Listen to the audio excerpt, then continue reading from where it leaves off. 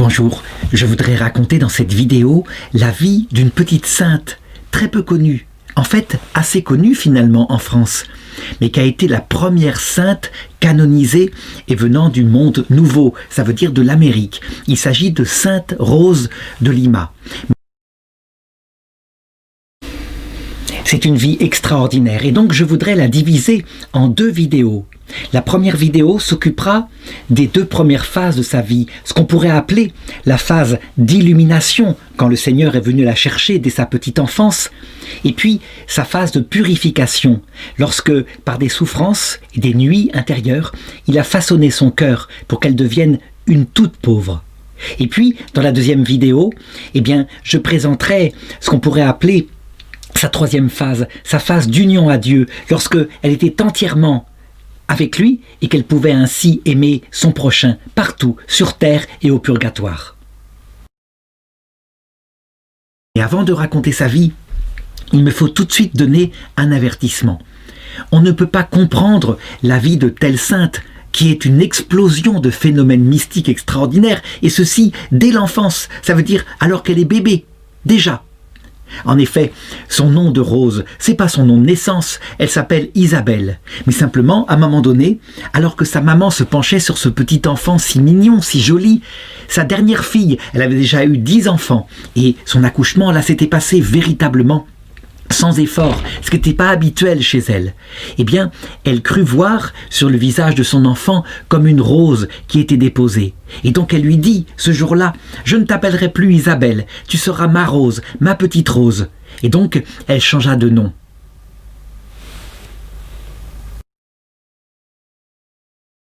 Pourquoi je raconte cette anecdote? Parce que si on n'y prend pas garde, on pourrait très bien considérer que la sainteté, c'est une question de choix arbitraire de Dieu qui la donne à certains dès l'enfance sans aucun mérite de leur part.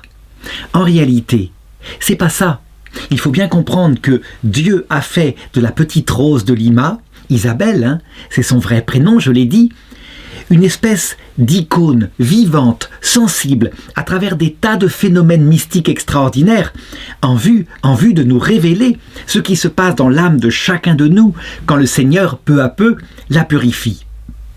Pour bien comprendre, il faut se rappeler que, alors qu'elle est morte très tôt, elle a eu à un moment donné, alors qu'elle était adulte et qu'elle avait des tas de phénomènes dans tous les sens, elle a eu à un moment donné des ennuis avec l'Inquisition espagnole qui régnait sur Lima, qui était une dépendance de l'Espagne.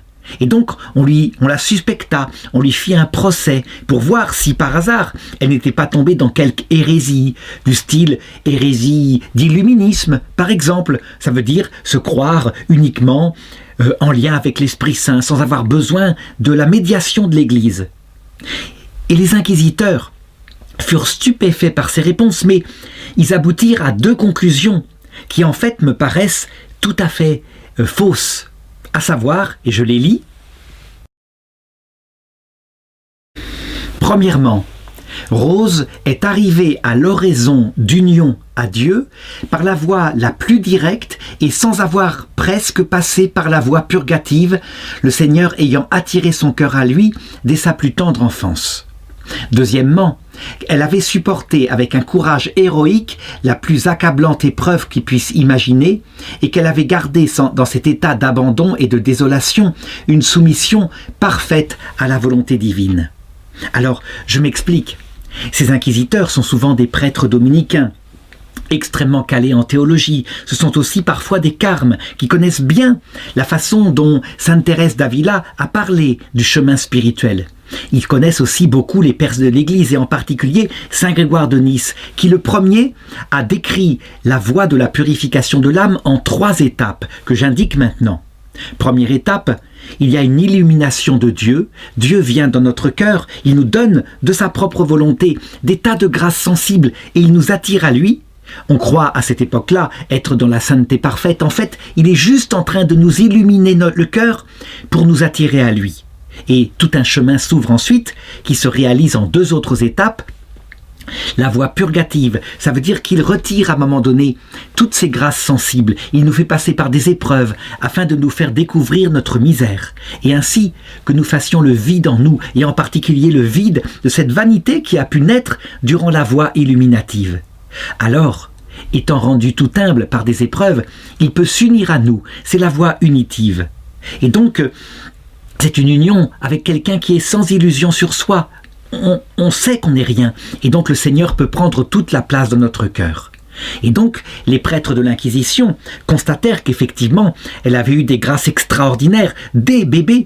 Et que donc, Dieu l'avait unie à lui par une grâce particulière, un petit peu comparable à celle de l'Immaculée Conception quelque part, et qu'elle n'avait pas eu à suivre les 2 autres étapes.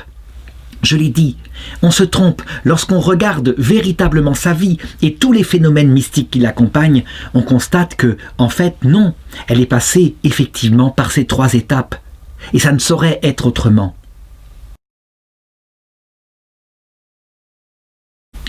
Simplement, elle les a vécues très tôt, dès la petite enfance, et d'ailleurs pour partir au ciel très tôt, vers 30 ans.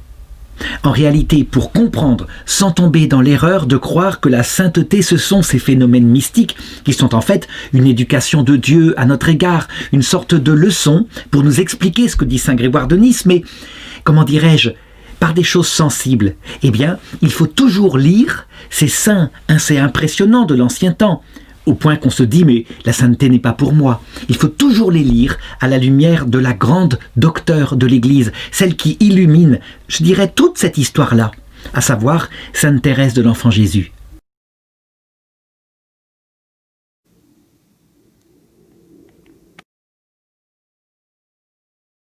Il faut comprendre que Sainte Thérèse de l'Enfant Jésus, elle raconte exactement la même chose que ce qu'a vécu Sainte Rose de Lima, mais par des voix simples, des voix adaptées à tout le monde, parce qu'elle ne parle que de ce qui se passe dans son cœur, et elle connaît la même chose, une enfance avec de la douleur, des épreuves, et puis l'illumination de la grâce, qui vient de Dieu, effectivement, qu'elle n'a pas cherché, et puis, lentement, une purification de son âme, par l'absence de sensation, puis Dieu qui se cache complètement, qui l'a fait passer par une nuit de l'esprit, au point que, alors qu'elle a un peu plus de 20 ans, elle ne sait même pas si elle croit encore en Dieu et en son amour. Et puis, alors qu'elle est rendue comme ça tout humble, Dieu l'unit à elle et peut l'emporter vers le ciel à peu près 24 ans. Donc, je dirais que Sainte Thérèse de l'Enfant Jésus, si elle est docteur de l'Église, ce n'est pas pour rien. C'est par elle qu'on peut comprendre les saints d'avant, et en particulier ces grâces sensibles qui brillent en Sainte Rose de Lima. Eh bien, ceci étant dit, cet avertissement étant donné, je peux maintenant raconter sa vie, qui va être, attention, je mets en garde, une explosion de tous les phénomènes extraordinaires et de sa ferveur à elle, parce que dans ce chemin vers Dieu, il y a Dieu qui prend l'initiative, mais il y a notre âme qui y répond, et elle va y répondre, comme le demande sans arrêt la Sainte Vierge, par 2 choses, la prière et la pénitence.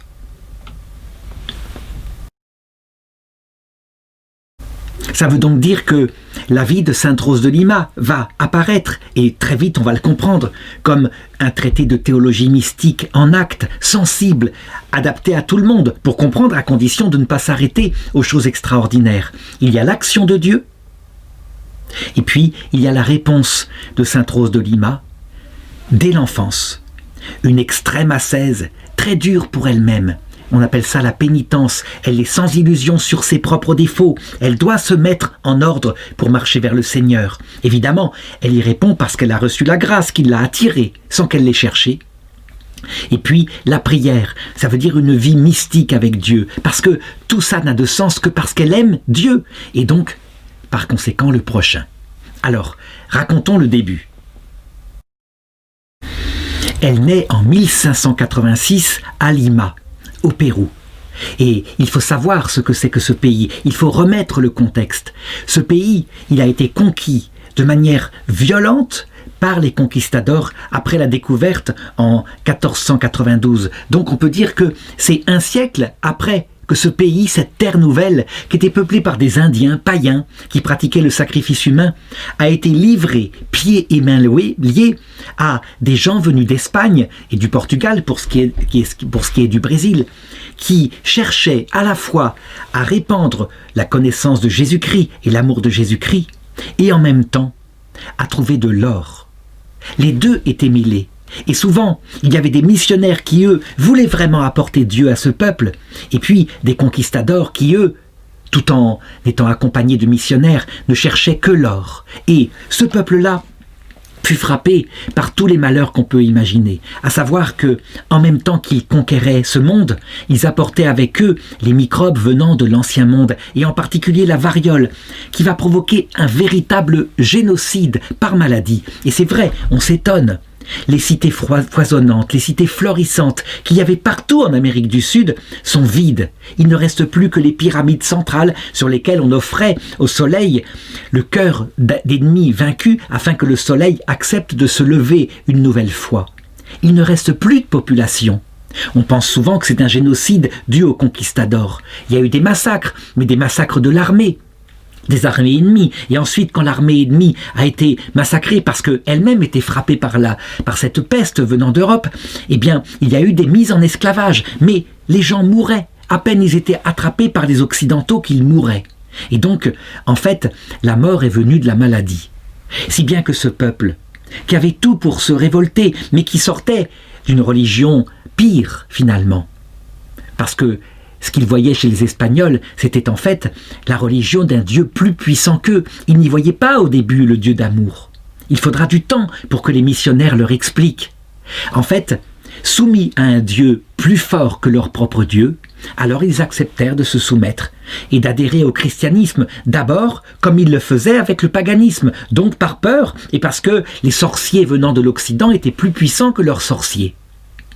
Et puis, peu à peu, ces missionnaires se mirent à leur enseigner que Jésus-Christ n'était pas un Dieu de méchanceté, mais qu'il était venu apporter l'amour et l'annonce d'une vie éternelle qui était fantastique, qui était celle d'un Dieu mort pour eux. C'était incroyable, parce que parallèlement, ils voyaient les conquistadors qui tuaient, qui massacraient, qui violaient, qui se servaient des plus belles filles comme esclaves sexuels, etc.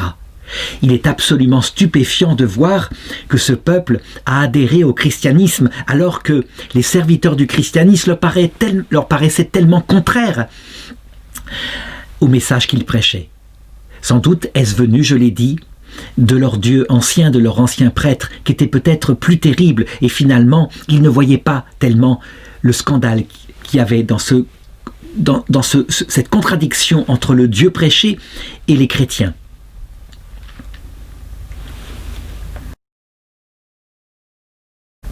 Toujours est-il que la Vierge Marie, elle accompagna cette conversion en apparaissant par exemple à Notre-Dame de Guadalupe et en donnant aux Indiens et à eux personnellement un signe de sa présence et de son amour. Un jeune Indien donc, il eut cette vision-là et il a été canonisé, mais beaucoup plus tard.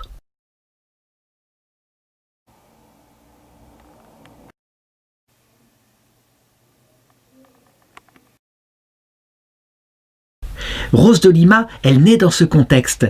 Elle est fille d'un noble venu d'Espagne.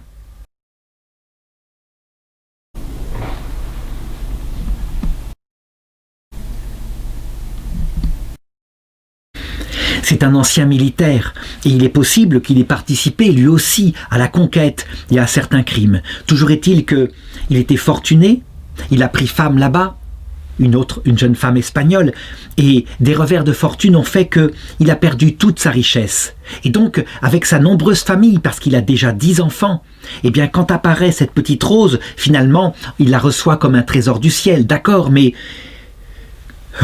aussi comme un poids, une charge à nourrir en plus. La maman s'appelle Marie Oliva et évidemment, comme à cette époque-là, elle a eu de nombreuses grossesses. Elle accueille cet enfant et comme elle est très croyante, mais en même temps elle a un caractère, je dirais, très fort, elle n'est pas un modèle total de sainteté, eh bien, tout de même, parce qu'elle est née, elle décide de la baptiser tout de suite, comme ça se faisait à l'époque où on pensait que quand les enfants mouraient trop tôt, ils n'allaient pas au paradis. À cette époque-là, on versait donc un peu d'eau sur le front de l'enfant en prononçant les paroles du baptême et ensuite on refaisait une cérémonie cette fois officielle de type grandiose où on invitait la famille et cela fut reporté à la Pentecôte qui en espagnol s'appelle la Pâque des Roses. Toujours est-il qu'on choisit comme marraine Isabelle de Herrera, qui était sa grand-mère maternelle. Et donc, on lui donna le nom de cette aïeule pour l'honorer, à savoir Isabelle. C'était un grand honneur qu'on faisait dans ces familles-là que de donner à la petite fille le prénom de sa marraine. Toujours est-il que quand arriva le miracle dont je parlais tout à l'heure, cette espèce de fleur de rose qui paraissait sur le visage du bébé quand sa maman le vit, elle décida de l'appeler par ce nouveau prénom, Rose. Et la grand-mère en fut fort offusquée, et elle prit ça comme étant quelque chose qui l'humiliait, qui lui enlevait son rôle et qui retirait l'honneur qu'on l'avait fait le jour du baptême.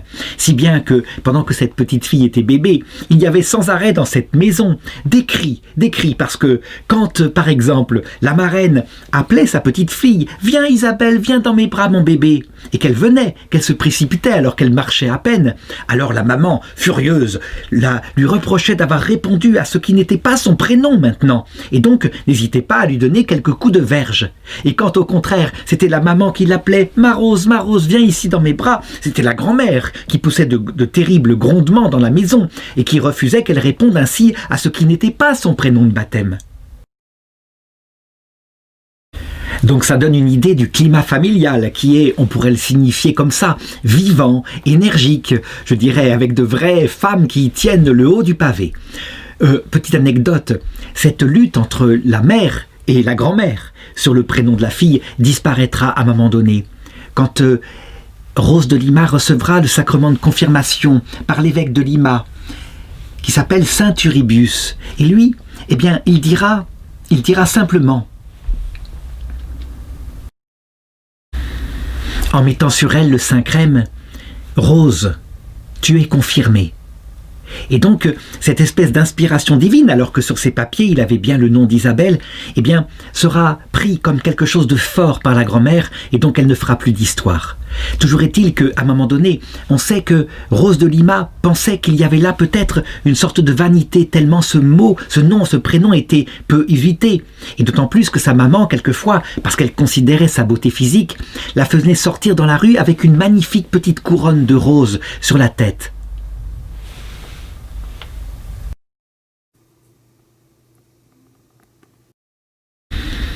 Elle avait des scrupules à ça, et la Sainte Vierge lui apparut, mais ça j'en parlerai un peu plus tard de ces phénomènes mystiques, en la rassurant complètement. Elle avait l'enfant Jésus dans ses bras, et elle lui dit « Mon fils approuve le prénom de Rose, et désire que tu ajoutes le mien. À l'avenir, tu t'appelleras Rose de Sainte Marie. » Rose de Sainte Marie, c'est significatif. On peut vraiment dire que la Vierge Marie décida de donner cette petite rose qui devint très célèbre dans le monde entier, afin de faire comprendre ce qui lui plaît chez ses enfants, comment on doit se comporter pour aller vers le ciel. Et alors du coup, quelques jours passèrent et la jeune fille ensuite pria sa mère de l'appeler maintenant Rose de Sainte Marie, en lui disant « Jésus et Marie le veulent, et plus vous répéterez ces mots, plus vous comblerez mon cœur de joie et l'embraserez de l'amour divin. » Et donc, ses parents à la maison et sa grand-mère aussi commencèrent à l'appeler Rose de Sainte Marie. Mais je vais un peu vite et donc reprenons ce qu'elle vécut dans sa petite enfance. Je l'ai dit, Dieu commença à l'attirer à lui très très tôt, de manière incroyablement tôt. Ça veut dire que, par exemple, vers l'âge de 4 ans, donc en 1590, elle savait déjà lire. Et c'était incroyable parce qu'elle n'avait jamais appris à lire. On ne lui avait pas appris. Et de fait, ce n'est pas non plus un talent exceptionnel.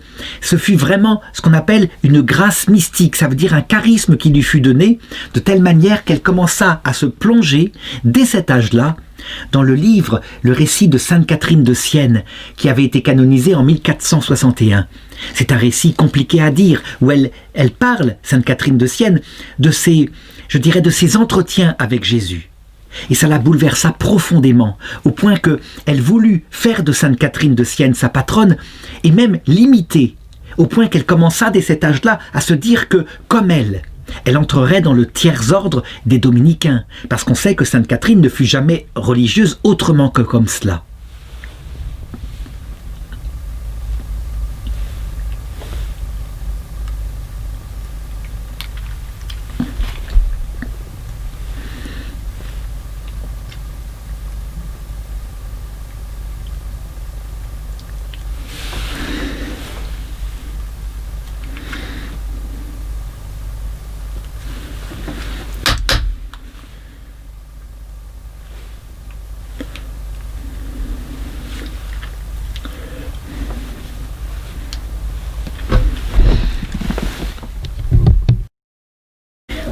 Eh bien, ce phénomène-là, il faut le regarder comme un premier phénomène mystique extraordinaire. C'est pas normal d'apprendre à lire comme ça, miraculeusement à cet âge-là.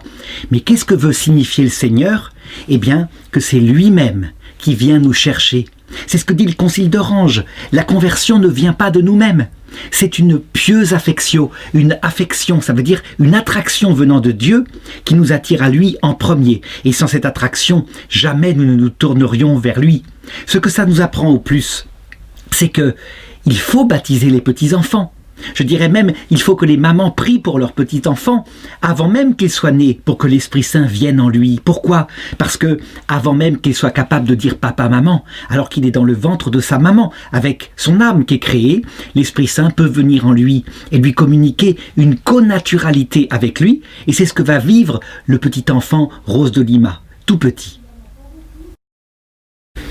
Et sa maman s'en est aperçue très tôt. Elle le voyait dès le berceau. Et quand ses amis passaient dans la chambre et qu'elle voyait cette petite fille qui semblait toute tournée vers Dieu, par l'intériorité, alors qu'elle était dans son berceau, elle se demandait « Mais qu'est sera-t-elle un jour ?» Voilà ce que c'est que le baptême. Et c'est la meilleure réponse à la théologie protestante qui se répand dans cette époque-là et qui prétend qu'il faut baptiser lorsqu'on est suffisamment adulte pour volontairement et librement adhérer à Dieu. Bien sûr que Dieu vient bien avant. Et donc, de manière quasi connaturelle, sans qu'elle le cherche, eh bien, elle commence à identifier son cœur à celui de Jésus qui lui donne de telles grâces. Et par exemple, sa maman signale qu'un jour, elle la vit pleurer. Et elle était toute petite, donc c'était pas quelque chose de vain et de fin. Fière comme une maman de son petit bébé si joli, si beau, si gracieux, elle l'avait emmené avec elle pour la montrer à des voisines. Et ce jour-là, eh bien, elle pleura beaucoup. Et elle pleurait. Alors, était-ce parce qu'elle était changée d'environnement? Mais elle semblait en fait très triste qu'on veuille la montrer comme un objet de fierté. Et sa mère le ressentit comme cela. Alors évidemment, de telles grâces fantastiques provoquèrent un effet très tôt dans son cœur. Ça veut dire qu'en fait, on la voyait qui se recueillait toute petite, à l'âge de 4-5 ans, dans la prière, et qui commençait à lire justement Sainte Catherine de Sienne pour essayer d'imiter cette Sainte Vierge morte il y a quelques siècles. Et alors, d'autre part, elle commençait à exercer sur elle, alors qu'elle était toute petite, une très grande ascèse. Elle faisait des sacrifices. On aurait dit que les deux pôles dont j'ai parlé tout à l'heure, prière et sacrifice, étaient comme naturellement chez une petite enfant comme cela. Ça indique quoi? Eh bien que quand le Seigneur élève à lui une enfant, il lui fait comprendre des choses, à savoir que cet amour qui effectivement vient de lui et qui fait qu'on a vraiment envie de s'unir à lui, ne durera pas sans qu'on fasse des efforts soi-même. Et donc, elle faisait des efforts. Le sacrifice, c'est rien d'autre que le travail sur soi, parce que soi-même, quand on est une petite fille comme ça, on aime jouer, s'amuser, penser à autre chose. Et donc, dès toute petite, son instinct lui disait qu'il fallait qu'elle se mette en situation d'effort pour répondre à la grâce de Dieu. Alors certains diront, mais c'est du pélagianisme ou du semi-pélagianisme, c'est pas la doctrine du Seigneur. Non, pas du tout. Tout est fondé sur l'attraction du Seigneur et à cause de cela, elle y répond. Évidemment, c'est fondé sur la grâce. Elle ne ferait rien par elle-même. Elle serait une enfant comme les autres. Alors, quelques anecdotes de cette enfance. Par exemple, un jour, eh bien, la maman ferme le coffre et elle ne voit pas que le doigt de sa petite fille est dans l'ouverture et elle l'écrase très durement. La petite fille pourrait pleurer et se plaindre, pas du tout, et elle dit « ce n'est pas grave » et elle cache sa main sous son tablier. Il faudra plusieurs heures pour s'apercevoir qu'en fait son doigt a été écrasé, et qu'il saigne, et que sous l'ongle s'est formée une espèce de boule de sang. On appelle le chirurgien qui se dit qu'il faut manifestement opérer, ça pourrait conduire à une infection, quelque chose comme ça. Et donc il met un espèce d'acide sur l'ongle pour le détruire et pour pouvoir ensuite l'enlever et pour pouvoir faire disparaître la goutte de sang. C'est une opération extrêmement douloureuse. On sait comment les doigts d'un enfant et puis d'un adulte sont sensibles. Elle ne va pas se plaindre une seule seconde, bien au contraire. Elle est là, qui le regarde avec un bon sourire, courageusement. Et il dira plus tard « Jamais je n'ai vu une enfant réagir comme ça. C'était stupéfiant. » Alors on pourrait se demander, est-ce que cette science lui venait que de Jésus seul et de Marie, par les apparitions dont il la favorisait toute petite? Non, il y avait aussi beaucoup de choses qu'elle prenait chez Sainte Catherine de Sienne, qu'elle essayait d'imiter. Et je veux dire par là que elle comprenait que ces pénitences-là, extérieures, n'avaient qu'un seul but, s'unir à Jésus et à Jésus crucifié, participer à son amour, à sa souffrance, à tout ce don qu'il avait fait. Donc ça veut dire que son ascèse, que je vais décrire, qui est parfois terrible, parfois même, on pourrait dire à notre époque exagérée, n'a de but que l'amour de Dieu et l'amour du prochain. L'amour de Dieu, pour s'unir à lui, pour l'imiter, et l'amour du prochain pour aider des âmes du purgatoire, soit du purgatoire de la terre, soit du purgatoire de l'autre monde. Elle va bientôt être passionnée par cela. Alors encore une anecdote d'enfance qui montre que, en fait, tout cela, c'est lié à une compréhension. Elle comprend le chemin qu'elle mène vers Dieu. On peut dire que à cette époque-là, elle est dans la voie toujours illuminative. Dieu la comble de grâce. Mais elle fait des efforts pour se purifier d'elle-même. Elle a des grands frères, je l'ai dit. Et ces grands frères, ils jouent leur rôle de grands frères. Ça veut dire qu'ils aiment bien torturer un petit peu leur petite sœur. Et donc un jour, son frère, juste plus grand que lui, avec qui elle joue, décide, alors qu'elle est au jardin, qu'elle est toute propre, etc., de lui mettre de la terre dans les cheveux. Il a soulevé le joli voile qu'elle porte sur la tête et il a mis de la terre. Et elle réagit naturellement. Elle boude, quoi. Elle n'est pas contente du tout simplement parce qu'elle aime bien être propre, être jolie malgré tout. Et alors son petit frère, en ricanant, lui dit ceci. « Comment ça se fait que tu boudes ? Tu ne sais pas, ma sœur, que la chevelure des jeunes personnes est souvent une occasion de péché. Au lieu donc de te complaire dans la tienne, tu ferais beaucoup mieux de la tenir pour ce qu'elle vaut, à savoir quelques morceaux de crin. » Eh bien, cette phrase, qui est en fait très vraie, mais qui a été envoyée dans la méchanceté et la taquinerie d'un enfant, va avoir sur elle un effet bouleversant. Alors qu'elle a 4-5 ans comme ça, elle décide de couper ses cheveux et elle fait définitivement le vœu de virginité. C'est incroyable, c'est quelque chose de beaucoup trop rapide. Comment pourrait-elle faire un vœu de virginité alors qu'elle n'a pas fait sa puberté ? Ses confesseurs à la fin de sa vie, qui la connaissent bien, diront qu'elle l'a tenue toute sa vie et que jamais, jamais, contre ce 6e commandement, elle n'a eu même un péché véniel. Donc une très grande limpidité intérieure.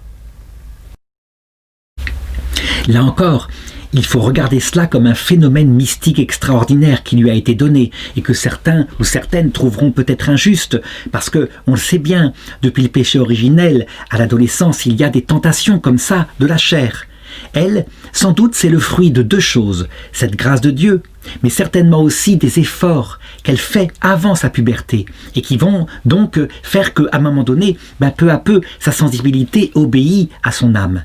On récolte les fruits quand on travaille assidûment dans son enfance à dominer son corps. Et alors, elle continue ses travaux. Elle sait très bien que l'ascèse, aussi forte soit-elle, le renoncement à soi-même, à sa beauté, ça n'a de valeur que porté par la charité et l'humilité. Et la plus grande vertu qu'il faut travailler pour l'humilité, c'est l'obéissance. Alors, elle s'entraîne, toute jeune, alors qu'elle a déjà des travaux de couture à faire. C'est ce qu'on donne aux filles à cette époque-là, surtout à une époque où, avec ses nombreux enfants, la maman a du mal à assumer leur subsistance. Par obéissance, chaque matin, après s'être levée, elle va trouver sa mère pour lui demander le travail qu'elle a à faire dans la journée et le matériel, qu'elle lui fournisse le matériel. Elle le fait par esprit d'obéissance. C'est évidemment quelque chose d'abusif. Elle pourrait se débrouiller. À un moment donné, sa mère finit par être énervée et lui dire « Est-ce que tu me prends donc pour ta servante ? Tu peux pas me laisser tranquille ? Est-ce que tu peux pas trouver toi-même le matériel ? Tu connais maintenant ce qu'il te faut. » Et là, elle prend conscience que son désir de sainteté qu'elle met jusque dans son travail pourrait peut-être être un petit peu puéril. Et donc elle s'excuse auprès de sa maman et elle lui dit « Je voulais seulement joindre au mérite de mon travail celui de l'obéissance. Et ainsi vous témoignez comment je vous aime et comment je vous obéis. Maintenant, je mettrai plus de discrétion dans mes demandes, promis. » Et donc évidemment, la maman notait tout cela. Marie-Olivia était vraiment touchée par l'intention profonde qu'elle mettait jusque dans les tâches quotidiennes. Et donc, elle voulut tester pour voir à quel point elle poussait l'obéissance. Et un jour, alors qu'elle était en train de faire de la broderie, elle faisait des petites fleurs, elle avait appris à le faire. Eh bien, elle la regarda et elle l'a pris avec brutalité en lui disant « Mais tu t'y prends mal, c'est pas comme ça qu'il faut faire, il faut faire comme ça, à l'inverse ». Ce qui était absolument aberrant par rapport au travail. Toujours est-il que la petite fille se mit à faire son travail comme l'avait demandé sa mère, ce qui donnait des fleurs très laides. Et à un moment donné, la mère voit ces fleurs et elle lui dit « Mais tes fleurs sont à l'envers, mais ce ne sont des monstres que ces fleurs, ce ne sont pas des fleurs ». Et la petite fille de répondre à sa mère « Ah, moi aussi, je les trouvais pas très belles, mais je voulais surtout pas m'écarter de la méthode que vous m'aviez apprise. J'essayais de la faire du mieux que je pouvais. » Voilà, c'était l'obéissance. Alors, il y a quelque chose ici à se demander par rapport à l'obéissance. Elle obéit dans les tâches matérielles, comme une religieuse le ferait. Elle obéit au fort externe. Est-ce à dire que l'obéissance doit porter sur tout? Imaginons que sa mère ait poussé plus loin le test et lui ait demandé de commettre un péché. Par exemple, d'aller voler quelque chose ou de mentir. Comment aurait réagi Rose de Lima? Eh bien, je suis convaincu que là, elle n'aurait pas obéi.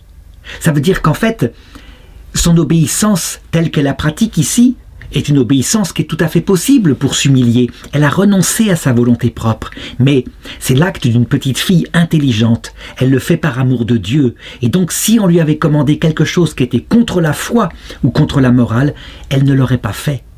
Elle aurait peut-être été torturée intérieurement, mais elle ne l'aurait pas fait, parce que tout cela a comme but la sainteté.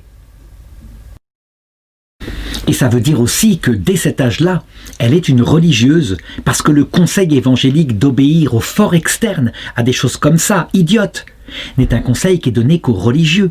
Afin de renoncer à leur volonté propre, elle le pratique à l'école de Sainte Catherine de Sienne. Et alors elle pratique encore les efforts du côté de la pénitence concernant son corps. Évidemment, à l'âge de 6 ans, quand on voit une petite fille qui commence à jeûner 3 fois par semaine, il y a quelque chose qui ne va pas. Et n'importe quel père réaliste dirait « Mais pas du tout, le jeûne, tu le feras quand tu auras fini ton développement, tu es en pleine croissance. » Et c'est ce qu'on lui dit. Sa mère la reprend là-dessus, et ses frères se moquent aussi beaucoup d'elle. Ils pensent même, disons les choses franchement quelquefois, qu'elle est un peu fofolle. C'est tout. Et donc, comment faire pour faire ces pénitences sans susciter la curiosité ou les moqueries de ses frères? Eh bien, elle trouve la solution de manière très ingénieuse. Il y a à la maison une servante qui s'appelle Marianne et qui a tout à fait compris cette petite fille. Alors, puisqu'elle doit manger sa dose de nourriture, sa maman l'a exigé, eh bien, elle s'est arrangée avec elle de manière à ce que dans la nourriture, elle mette des herbes amères qui en transforment le goût et qui fait que c'est pas du tout bon. Et comme ça, elle mange et personne ne s'aperçoit des pénitences qu'elle continue de faire sur ce plaisir-là qui est important, le plaisir de la nourriture.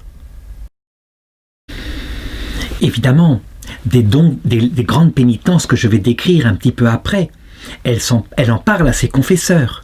Et ses confesseurs, n'importe qui aurait été réaliste à notre époque, lui aurait dit « Tu arrêtes ça, tu modères ça, tu vas trop loin, tu vas trop fort. Et tu mets en danger ta propre santé. Tu dois manger, tu dois boire. Boire, c'est important, parce qu'il arrive même de se priver de boisson alors qu'elle a vraiment soif, qu'il fait très chaud. » Eh bien, les pères spirituels diront plus tard que, en fait, alors qu'ils allaient lui dire cela, c'était leur rôle. Une espèce d'inspiration intérieure leur disait ne d'en faire rien. Parce qu'en fait, profondément, les pénitences que je vais raconter après sont là comme des phénomènes mystiques extraordinaires, encore une fois, pour montrer que nous devons nous aussi faire pénitence, et dès que nous le pouvons, je l'ai dit, dès l'enfance, afin de tenir notre sensibilité en laisse, pour qu'elle obéisse le reste de notre vie. Donc il ne s'agit pas d'imiter matériellement les choses terribles que va inventer Sainte Rose de Lima pour elle-même dans son adolescence, mais plutôt d'en imiter l'esprit. C'est ça qui compte, à savoir que quand on a découvert le Christ, alors on a la liberté, tout jeune, étant encore enfant, de travailler pour l'imiter, pour cheminer vers lui. Cette ascèse-là est assez dangereuse au point de vue de l'orgueil. Il faut faire confiance au Seigneur. Il peut véritablement, lui, se mettre en peine de développer en nous, au moment où il le voudra, l'humilité, mais c'est ce que je raconterai dans la deuxième étape de sa vie, ce qu'on appelle la voie purificatrice. En attendant, je voudrais raconter quelques-unes des pénitences qu'elle fait et qui sont véritablement extraordinaires. Par exemple, dans sa 14e année, elle veut ressembler de plus en plus à Jésus souffrant.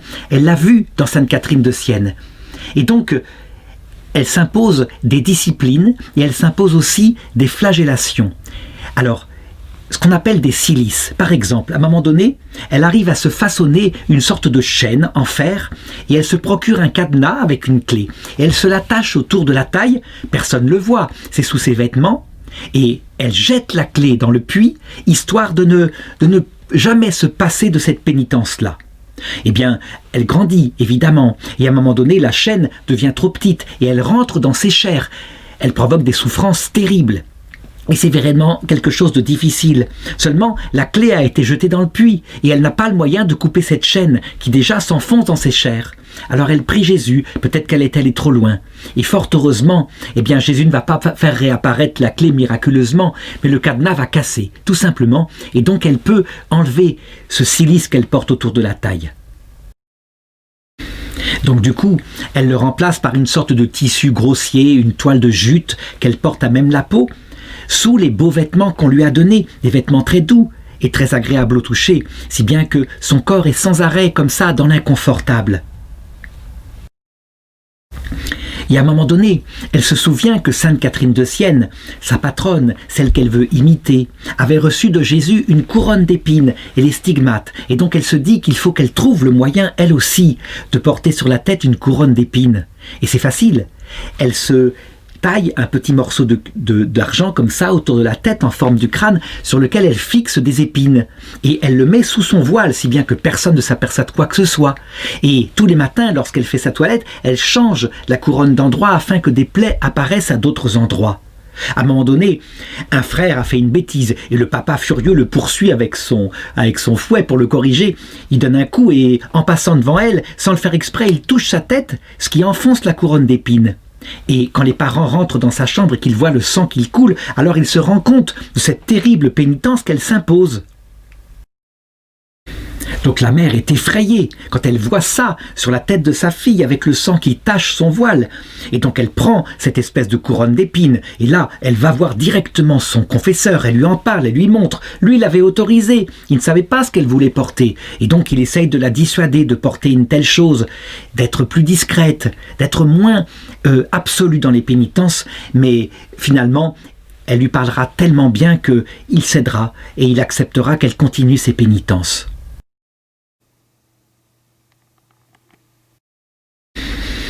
À quoi ça lui sert ? Eh bien, d'abord à humilier son propre être. Mais quand on s'impose comme ça des souffrances héroïques, loin de s'humilier quelquefois, il peut en sortir de la fierté. Ça veut dire qu'on ne peut rien pour développer en soi l'humilité. Il faut que le Seigneur le fasse lui-même. Deuxième chose, imiter son Seigneur et pouvoir porter avec lui une partie des souffrances qu'il a vécues à la croix. Donc c'est par amour pour lui qu'elle fait cela. Et ça la maintient dans cet amour fervent, sans qu'elle puisse perdre un seul instant sa ferveur. Et troisième raison pour laquelle elle fait ça, participer aux souffrances de ceux qui souffrent plus qu'elle sur la terre ou dans le purgatoire, prendre sur elle une partie de leur souffrance, se faire âme victime. Déjà à cette époque-là, elle a les trois sens de ce à quoi sert la pénitence chrétienne.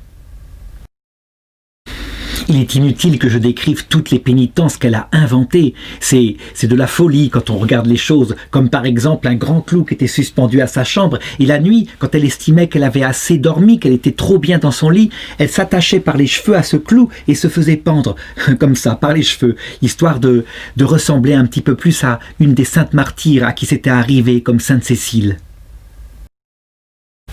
Bref, j'ai bien fait de mettre en garde au début de cette vidéo et de rappeler la façon dont en parle Sainte Thérèse de l'Enfant Jésus, elle-même, comment elle fit ses propres pénitences, à travers des petits gestes de tous les jours. Elle choisissait les pénitences là où elle était agacée et qu'elle aurait pu manquer de charité fraternelle. Par exemple, telle sœur qui lui paraissait vraiment agaçante, eh bien, elle s'occupait d'elle particulièrement et toujours avec ce gentil sourire. Elle transformait en amour pour le prochain ce qui aurait dû être pénitence extraordinaire comme cela. Et du coup, la sœur lui disait « Oh ma sœur, comme vous m'aimez, c'est étonnant, comme vous semblez m'aimer. » En fait, si elle avait su, évidemment, que c'était l'inverse, elle n'aurait pas parlé comme cela. Mais je pense que c'est la vraie transfiguration que provoque Sainte Thérèse de l'Enfant Jésus. Quand l'adolescence va venir, elle va comprendre et peu à peu orienter ses pénitences de plus en plus vers des actes comme ça de charité. Par exemple, alors qu'elle passe des heures et des heures en prière, on dit jusqu'à 12 heures. On peut se dire qu'elle n'a absolument pas le temps de travailler pour sa famille qui n'est pas bien riche. Eh bien, c'est l'inverse qui se passe. Ça veut dire que dans ses travaux d'aiguille, de broderie, qui permettent de gagner de l'argent pour la famille, elle travaille, disait sa mère, comme 4 ouvrières à plein temps. Incroyable. Là encore, un phénomène mystique extraordinaire, mais qu'il faut prendre par là, en disant que la prière, quand on y consacre du temps à Dieu, n'empêche aucunement l'activité extérieure, et bien au contraire. Et elle ne s'arrête pas là, elle se met à un moment donné au jardinage pour rapporter un petit peu de légumes et de fruits à sa famille. Et son jardin produit énormément. Et un jour qu'on l'interroge devant cette main verte qu'elle a, eh bien, elle dit « C'est un fort petit commerce à la vérité, mais la miséricorde de mon fiancé céleste en augmente le bénéfice. »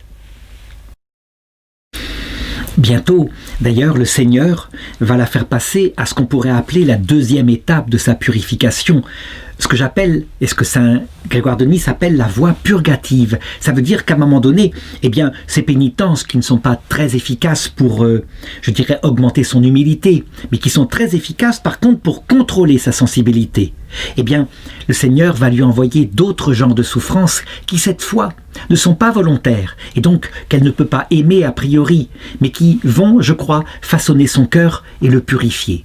Et la première des choses, eh bien, va passer par ses proches, les êtres chers avec qui elle vit, et sa maman. Sa maman, de plus en plus, ne supporte plus cette espèce de pénitence, cette prière, ce silence, ces manières de religieuse. Elle ne supporte pas. Et donc, à un moment donné, elle lui dit « Mais tu es une jeune fille, quand même, et tu es ma fille, tu arrêtes de me faire honte avec tes pénitences exagérées. Maintenant, tu sortiras dans la rue comme je le veux, à savoir avec une jolie couronne de roses que tu porteras sur la tête, pour paraître ce que tu es, une belle jeune fille. » Eh bien, elle accepte. Et pourtant, ça lui déplaît fortement, évidemment. Elle obéit, et c'est l'acte de la pénitence la plus difficile parce qu'il faut renoncer pour le coup à sa volonté propre. Elle ne voudrait pas paraître. Par exemple, un jour, alors qu'on lui a fait des compliments sur ses si jolies mains, des mains très fines, eh bien, elle est tellement mortifiée de cela qu'elle se met à travailler et elle trempe ses mains dans la soude, dans la chaux vive, si bien que ses mains sont comme rongées et deviennent très laides. Alors, c'est pas possible, sa mère en est furieuse. Mais c'est quoi? Tu abîmes maintenant ton corps, il t'a été donné par Dieu, tu fais n'importe quoi. Et donc elle va tout faire pour lui rendre ses mains douces, les soigner. Et donc l'obliger, par exemple, à porter de nuit des gants avec un onguent que lui a conseillé le médecin afin que la peau redevienne comme elle était avant. Eh bien, il va se passer un phénomène extraordinaire, c'est qu'une nuit, la mère est réveillée par les cris de sa fille. Voilà que ses mains sont en feu, mais vraiment, il en sort des flammes. Et la mère enlève les gants. Effectivement, en fait, c'était encore un phénomène mystique extraordinaire. Le Seigneur, il avait fait paraître des flammes comme ça, afin que sa mère cesse d'obliger sa fille à paraître ce qu'elle n'était pas. Ce qu'elle cherchait seulement, c'était la beauté intérieure. Du coup, eh bien, une autre épreuve va lui tomber dessus. Sa mère commence à être agacée. Et, comme c'est une femme avec un tempérament très fort, comme on l'a montré, eh bien, ça passe par des cris, et des engueulades, et des soufflets, et elle ne supporte plus l'attitude de sa fille, qui est une attitude de piété qui l'énerve. Et ses frères eux-mêmes commencent à ricaner, et à dire « Oui, c'est la petite sainte !» Et ils la prennent un peu comme quelqu'un de dérangé, parce qu'elle a toujours ce bon sourire et ses yeux baissés. Le pape Benoît XVI, dans une de ses conférences au catéchèse du mercredi, a analysé cette constatation qui arrive souvent chez les saints, mais même chez n'importe quelle personne, que souvent les plus grandes épreuves viennent de ceux qui nous sont le plus proches. Par exemple, pour des hommes d'église, ça va être une persécution due à des frères consacrés à Dieu en église, qui vont par exemple leur interdire de confesser pour des prêtres, leur interdire de célébrer la messe, des choses comme ça qu'on voit partout dans la vie des saints. C'est assez étonnant. En réalité, parfois, cela vient de la méchanceté des hommes qui, évidemment, sont jaloux, sont énervés par quelqu'un qu'ils prennent comme un reproche vivant par rapport à leur manque de piété à eux. Mais on peut dire que Dieu permet aussi cela, avec le démon qui appuie peut-être sur cet énervement, mais Dieu lui-même qui provoque cet énervement afin de sanctifier la personne. Et on peut dire qu'une personne aime vraiment l'Église quand, ayant souffert de l'Église, eh bien, elle continue d'aimer l'Église. Et donc ses frères à cette époque-là sont sans pitié. Ils lui menacent, ils lui disent « Tu crois que tu finiras au paradis? Penses-tu? Tu finiras dans les cachots de l'Inquisition. Tu verras, on te fera un procès, t'es là, tout gnangnan, etc. Eh bien, tu seras accusé d'illuminisme. » Et Dieu sait s'il prophétisait quelque chose de juste. Et puis ils lui disent aussi « En fait, tu crois comme ça, tu parais une sainte nitouche, mais tu es fourbe et hypocrite. On sait très bien comment est-ce que tu as des pensées dans ton âme. » Enfin, ils lui disent des choses qui sont peut-être vraies. Elle a peut-être quelquefois eu des pensées comme ça, mais qui, en fait, sont une vraie pénitence, qui pour le coup, par une persécution à l'intérieur même de sa famille, lui apprend cette fois l'humilité. Il ne faut pas qu'elle se mette en colère. Il faut qu'elle accepte cela comme étant de vraies épreuves et des vérités sur son vrai caractère. Et elle le prend comme ça. Et là, ça indique quelque chose d'autre. La voie illuminative, je l'ai dit, on peut se croire saint. Mais lorsqu'arrive ce genre de contradiction, soit on est humble, soit on ne l'est pas. Si on n'est pas humble, on se met en colère. On exige que l'autre retire ses paroles. On exige aussi un peu d'amour, ça serait le minimum de sa mère. Quand on est vraiment humble et qu'on se considère comme rien, ce qui est son cas, eh bien on prend les choses paisiblement. On les prend comme vraies, comme juste, comme mérité. Et donc, alors que le Seigneur est en train de la purifier comme ça, et que sa ferveur demeure, ses parents sont bien obligés de constater qu'il n'y a rien à faire. Celle-là, elle est faite pour être religieuse, c'est pas seulement une passade quand elle était petite, c'est manifestement ce qu'elle veut être. Et donc, quand elle a à peu près 15 ans, ils acceptent sa demande.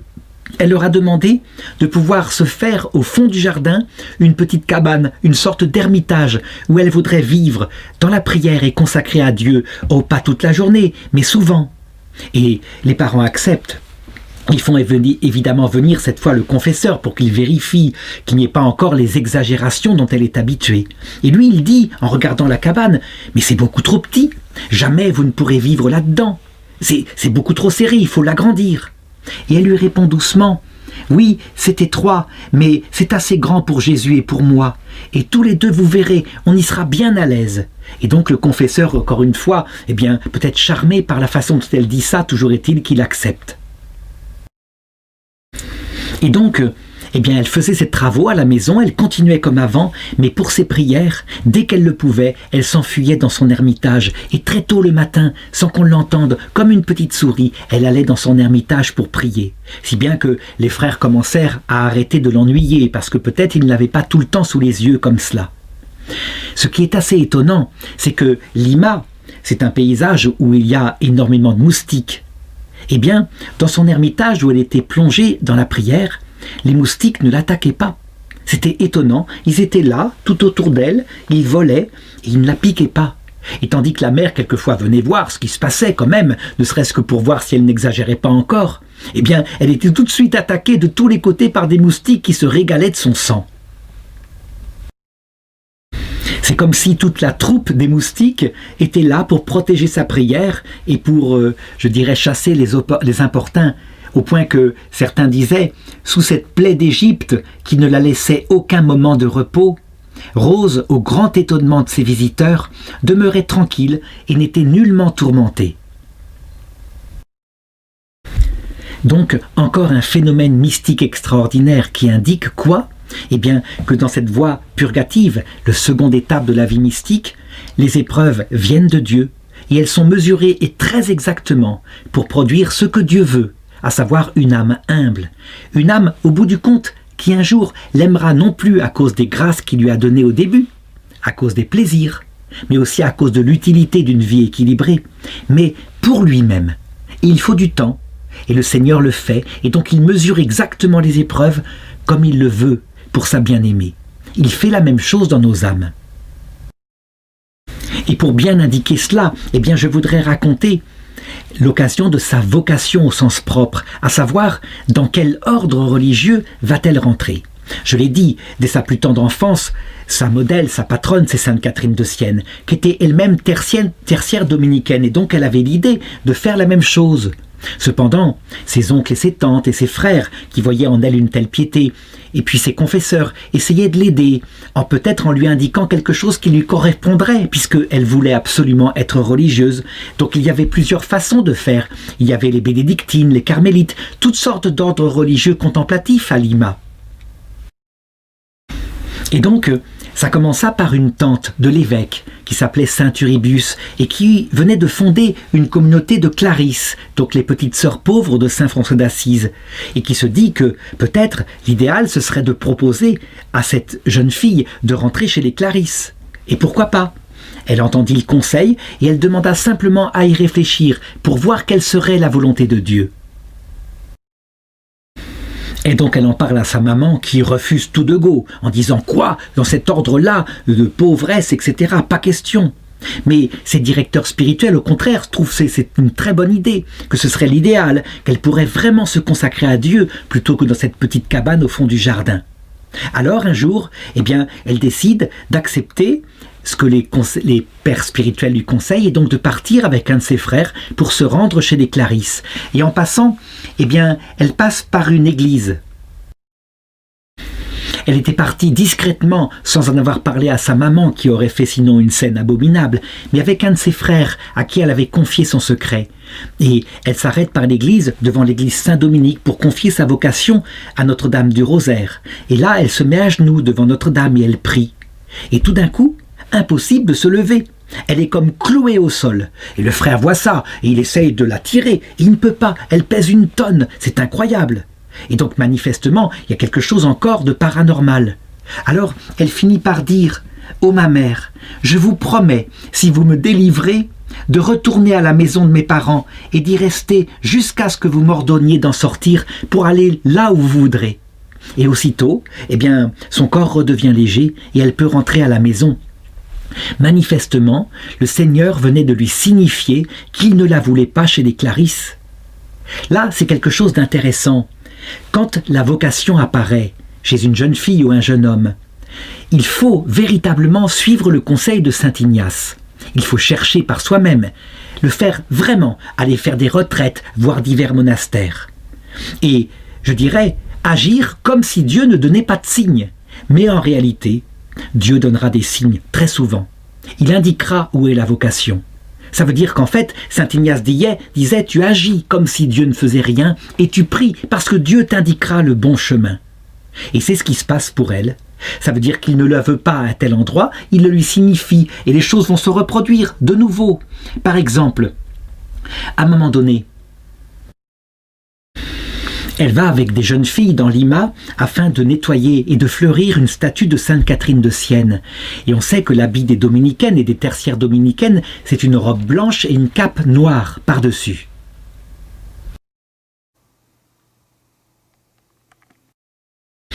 Et alors qu'elles sont en train de travailler, tout d'un coup apparaît un magnifique papillon qui est blanc et noir et qui se met à volter autour de Rose de Lima.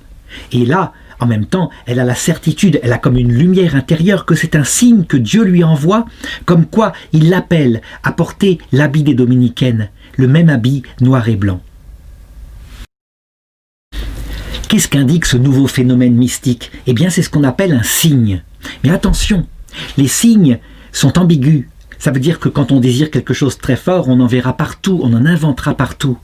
Elle, il est accompagné évidemment d'une certitude intérieure, il correspond à son jugement. Depuis toute petite, elle voulait être tertiaire dominicaine et manifestement, Dieu était d'accord avec son choix. Donc elle en parle aussitôt à sa famille et sa famille accepte et ses confesseurs aussi. Et donc le jour de la Saint-Laurent, en 1606,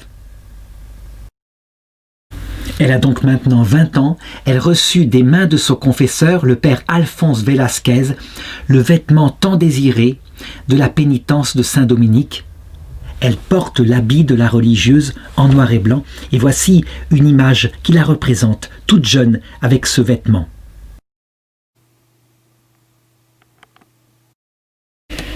Ce qu'il est intéressant de noter, c'est que Un peu comme Sainte Thérèse de l'Enfant Jésus, qui, le lendemain même de ses vœux perpétuels, perd immédiatement et complètement le sens de Dieu. Ça veut dire le sens de Dieu qui est là et qui donne sens à sa vie, entre dans une nuit de l'esprit. Eh bien, elle aussi, parce qu'elle doit vivre cette purification maintenant, elle est atteinte sans arrêt d'épreuves. À savoir qu'un homme croyant bien faire, il s'appelle Gonzalve de la Massa. C'est un receveur des domaines royaux et il fréquente la famille de Rose et il tient Rose en haute estime. Et lui, il est convaincu que le statut qu'elle a pris maintenant de tertiaire dominicaine est un statut bâtard. Elle ne peut pas, c'est pas digne d'elle, elle est capable d'une vie religieuse complète. Et donc, il l'invite à entrer auprès d'un ordre fantastique, un ordre qui a été revitalisé par Sainte Thérèse d'Avila, les Carmélites. Et il dit que, véritablement, ce sera sa place, elle qui est tellement contemplative. Cependant, il ne peut pas comme ça lui dire tout de go ce qu'il pense, il veut le faire avec délicatesse. Alors, eh bien, il en parle à 4 prêtres dominicains en leur demandant de débattre et pendant ce temps, Rose de Lima, elle accepte, elle dit « Moi, je ferai ce qu'ils me demanderont ». Et les 4 pères en débattent, ils se réunissent, ils pèsent le pour et le contre, ils parlent de Rose de Lima, et finalement, au bout du compte, ils votent, et 2 sont pour qu'elle entre chez les Carmélites, et 2 sont pour qu'elle reste chez les tertiaires dominicaines. Et ils vont beau avoir discuté sans arrêt, ils ne parviendront pas à autre chose. Alors devant un tel résultat, la petite sœur Rose décida que eh bien, sans doute, c'était la marque de la volonté de Dieu. C'est à elle de choisir. Et donc, elle décida de rester tiers ordre dominicaine, comme sa sainte patronne, Sainte Catherine de Sienne. Et alors, le démon, à ce moment-là, l'attaqua de d'autres façons, et de l'intérieur, profondément. Et d'abord par la tentation suivante. L'idée lui vint, tout d'un coup, qu'elle ne pouvait pas contrôler. Donc, il faut bien la prendre comme une épreuve mystique qui est autorisée par Dieu. Toujours pareil, pour façonner maintenant son âme dans l'humilité. L'idée lui vint qu'elle n'était pas faite, qu'elle n'était pas digne de cette vocation-là, qu'elle n'était absolument pas digne de porter l'habit des dominicaines. Et voilà ce qu'il lui disait. Tu es blanche au dehors avec ta belle robe blanche, alors que tu es noire au dedans. C'est exactement l'inverse de ton habit, c'est de la pure hypocrisie. Tu veux passer pour une sainte, c'est tout ton seul problème. Et ces tentations-là lui viennent aussi par la conscience de ces immenses péchés, qui sont pour nous, évidemment, si on les considérait, de tout petits péchés, de toutes petites imperfections. De péchés de ce genre. Par exemple, avec 2 compagnes, un jour, elles passent dans les rues de Lima. Elles sont là, elles ont les yeux baissés sur le sol, comme c'est habituellement le port des religieuses contemplatives. À savoir, on n'étire pas les regards des autres. Et sur le chemin, eh bien, elle entend les réflexions des gens qui admirent une telle beauté. C'est vrai, elle est très belle, et en même temps, une telle pureté qui émane de son extérieur. Et on la comparait même à Sainte Catherine de Sienne, et elle en était bouleversée, elle savait, elle, ce qu'il y avait à l'intérieur d'elle-même. Elle était toute troublée, si bien que son visage commençait à se décomposer par l'angoisse. Une angoisse profonde, hein. Donc c'est pas une petite épreuve qu'elle vit, c'est une véritable nuit de l'esprit par rapport à son indignité. Alors à un moment donné, n'y pouvant plus, elle va vers Notre-Dame du Rosaire où elle a déjà tellement prié et aussitôt une grâce tombe sur elle et toutes ses angoisses disparaissent et elle retrouve, je dirais, la paix, le calme qui se répand de nouveau sur son visage. Et ces 2 petites sœurs qui sont là, qui voient la transformation soudaine, le sourire qui lui est revenu, eh bien sont émerveillées et rendent grâce à Dieu pour cela.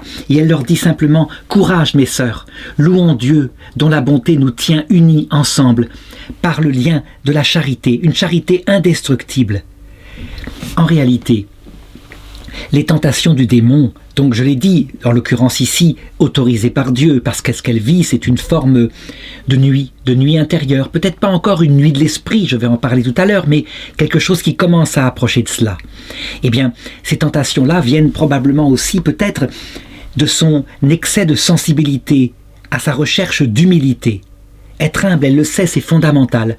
Et il faut en fait toujours équilibrer cela par la joie d'avoir été sauvé. Ça veut dire que malgré nos péchés, le Seigneur nous aime tel qu'on est.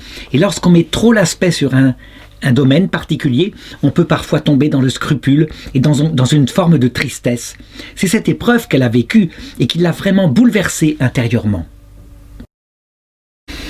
Et donc, le Seigneur la forme, il lui fait toucher du doigt sa misère et tout de suite il la relève pour lui rappeler que l'autre pied qui mène à lui, c'est la joie de la charité. Alors la charité pour Dieu, bien sûr, à travers la prière, une prière qui évidemment est de plus en plus dans le désert, mais peu importe, elle aime le Seigneur. Et puis, la charité pour le prochain.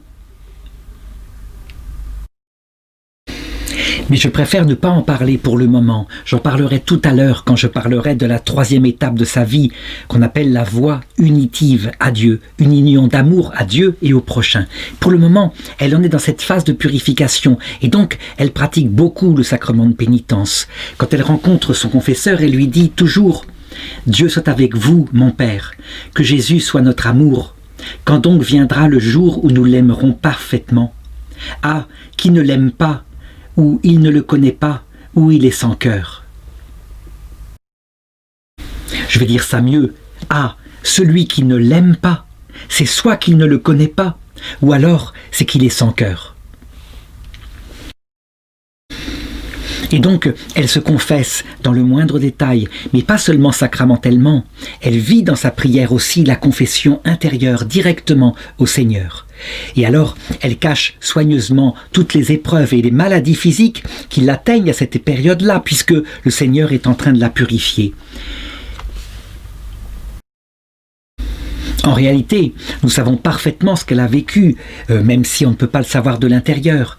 Pourtant, elle avait demandé à Dieu, dès son enfance, « J'ai supplié », elle dit, « J'ai supplié Dieu de ne pas permettre que les grâces opérées en moi, par sa bonté, fussent manifestées au dehors. Et, connaissant la sincérité de ma prière, il a daigné m'exaucer. » En réalité, heureusement qu'il n'a pas daigné l'exaucer et que nous pouvons deviner par les grâces extérieures ce qu'elle a vécu intérieurement. Donc, je l'ai dit, extérieurement, en tout cas pour les gens qui l'entourent, elle paraît toute joyeuse, toute heureuse dans sa consécration à Dieu. Elle rayonne de joie, alors que intérieurement, elle vit, à partir d'une certaine époque, une terrible nuit de l'esprit. La nuit de l'esprit, c'est quelque chose de particulier. C'est pas comme la nuit des sens quand on ne ressent plus la présence de Dieu. La nuit de l'esprit, c'est quand on ne comprend plus ce que Dieu nous veut. Ça veut dire que c'est beaucoup plus terrible, puisque la lumière de la vie, c'est l'intelligence. On sait où on va, au moins. Mais quand on ne comprend plus, on peut dire qu'on est dans la détresse. Et donc le Seigneur va lui faire connaître cela, toujours pareil, afin de façonner son cœur. Un cœur de pauvre, un cœur de kénose. Kénose, ça veut dire une sorte de mort à soi-même. Et c'était étonnant parce que cela s'est réalisé aussi de manière visible à l'extérieur. Parce que elle, si joyeuse, tout d'un coup, il se produisait en elle un changement subit dans son intérieur. Et elle se voyait seule dans un désert au milieu d'une nuit épaisse. Et tout sentiment des choses de Dieu avait disparu. C'était comme une espèce de mort et de déchirement, une sorte de réprobation qui lui faisait crier comme Jésus qui meurt à la croix « Mon Dieu, pourquoi m'as-tu abandonné ?» On le voit, la nuit de l'esprit, c'est une épreuve qui vient de Dieu. Elle peut ressembler tout à fait extérieurement à une forme de dépression nerveuse. Et parfois on peut confondre. Par exemple, quand on dirige des religieuses, une religieuse qui vit une nuit de l'esprit, ça se repère au fait que, pour elle, l'amour de Dieu, c'est son tout. Et que si elle devait mourir de cette nuit, elle ne quitterait pour rien l'absolue consécration de sa vocation. Au contraire, si on tombe sur une religieuse qui connaît un tel désespoir et qui souhaite changer de vie, rencontrer un mari, se marier, etc., très souvent, c'est qu'elle n'est pas dans sa vocation. Et donc c'est une épreuve spirituelle d'erreur d'orientation. C'est très compliqué à distinguer, évidemment, et il arrive souvent que des grands spirituels confondent. Et donc on sait pour sainte Rose de Lima que cette épreuve ne vient pas de sa psychologie, mais bien du Seigneur qui la lui impose afin de faire comprendre le chemin de la purification. Et chaque jour à heure fixe, eh bien l'épreuve revenait. Un petit peu comme cela, on peut dire comme si elle passait chaque jour par un moment de nuit de l'esprit à l'image du Christ sur la croix. Ce qui caractérise cette épreuve, où là, pour le coup, on ne peut pas développer d'orgueil, comme quand au début de sa vie, elle s'imposait de dures pénitences, c'est que c'est une souffrance qu'on n'aimerait pas vivre. Et elle tombe de tous les côtés. Ça veut dire que même la bonne volonté de sa famille, qui la voit toute pâle et qui voudrait lui donner des remèdes, eh bien tombe à plat. Et puis, il y a ces confesseurs qui sont complètement expérimentés, qui disent que c'est un rêve de l'imagination, ou l'excès de jeûne et de la fatigue, qui ne voient pas que c'est une épreuve venant de Dieu. Et comme par hasard, eh bien c'est à cette époque-là qu'elle va être dénoncée à l'Inquisition espagnole, qui sévit aussi, on peut le dire, là-bas, qui est extrêmement sévère, pour ne pas que le protestantisme arrive dans ces régions lointaines. Et donc, une enquête va être diligentée sur elle, avec des pères qui, fort heureusement, sont pas la caricature qu'on en fait depuis qu'Élisabeth Ier d'Angleterre a répandu sur eux des légendes. Non, ils font une enquête, ils veulent voir exactement ce qu'elle a dans l'âme, et si par hasard elle n'est pas partie sur un chemin d'illuminisme. Si c'est le cas, il n'est pas question évidemment dans ce cas-là de la condamner à des peines sévères, mais plutôt de rectifier en elle ce qui ne va pas, parce qu'elle est célèbre évidemment dans tout Lima. Et donc on l'interroge, et les réponses sont tellement claires, limpides, magnifiques, que les inquisiteurs sont instantanément rassurés. Ils voient bien que, en fait, même s'ils ne comprennent pas qu'elle est en train de vivre sa purification, ils comprennent en fait que c'est une véritable mystique. Et du coup, ils se le disent entre eux, et sa réputation se répand dans les milieux ecclésiastiques, alors que jusqu'ici, elle était surtout regardée avec admiration par le peuple de Dieu. Si bien qu'à un moment donné, pour bien montrer l'extrême vénération qu'elle aura, un jour, elle se rend auprès d'un père, le père de Lorenzana, pour recevoir de lui des conseils, et un jeune frère ouvre pour la laisser rentrer, et lui dit « Mon père, la petite Rose, vous savez, celle dont vous vous occupez, elle est là, elle vous attend. » Et le père Lorenzana de lui répondre « Ah, mon frère, que dites-vous? Cette Rose que vous appelez petite, l'univers entier connaîtra un jour sa grandeur devant Dieu, je vous le garantis. » Voilà, je m'arrête là pour cette première vidéo. Et évidemment, la seconde viendra très vite, qui regardera l'autre phase de la vie de Sainte Rose de Lima, quand, purifiée par la souffrance, elle pouvait se donner entièrement, sans chercher à garder quoi que ce soit comme protection d'elle-même. Elle pouvait se donner entièrement à Dieu et à son prochain.